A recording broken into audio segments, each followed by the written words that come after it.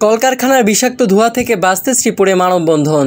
বিস্তারিত দেখুন প্রতিনিধি জায়েদুল কবির ভাঙ্গির পাঠানো তথ্য ও ভিডিওতে। গাজীপুরের শ্রীপুর উপজেলা উজিরার ৬ নম্বর ওয়ার্ডে ভুক্তভোগী সাধারণ জনগণ ইকো ফ্যাক্টরির সীসার গলিত ধোঁয়ায় বিপর্যস্ত মানবজীবন ও পরিবেশ এই স্লোগানকে সামনে রেখে মানববন্ধন কর্মসূচি পালন করেছে। তারা বলেন, নির্মল পরিবেশের নবপ্রজন্মকে বাঁচানোর আকুতি জানিয়ে জেলা প্রশাসনের কাছে দ্রুত পদক্ষেপ নেওয়ার দাবি জানানো হয়েছে। এর কারণে আমাদের সর্দি, কাশ এবং বিভিন্ন ধরনের অসুখ বিসুখ সৃষ্টি হচ্ছে। চুলকানি, হার্টের সমস্যা, ঠান্ডা, জ্বর।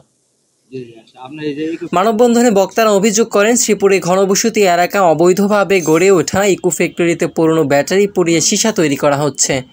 এতে নির্গত হচ্ছে ভয়াবহ বিষাক্ত ধোঁয়া ও ক্ষতিকর রাসায়নিক পদার্থ, যা বাতাসের সঙ্গে ছড়িয়ে আশেপাশের মানুষের শ্বাসযন্ত্রে মারাত্মক ক্ষতি করছে। তারা আরও বলেন, এই ধোঁয়ার প্রভাবে এলাকার শিশু, নারী, বৃদ্ধসহ সবাই স্বাস্থ্য ঝুঁকিতে রয়েছে। পাশাপাশি গৃহপালিত পশু, গাছপালা ও জীববৈচিত্র্য ধ্বংসের মুখে। বক্তারা অবিলম্বে এই কারখানার বিরুদ্ধে কঠোর ব্যবস্থা নিয়ে এলাকার পরিবেশ ও মানবজীবন রক্ষার দাবি জানান।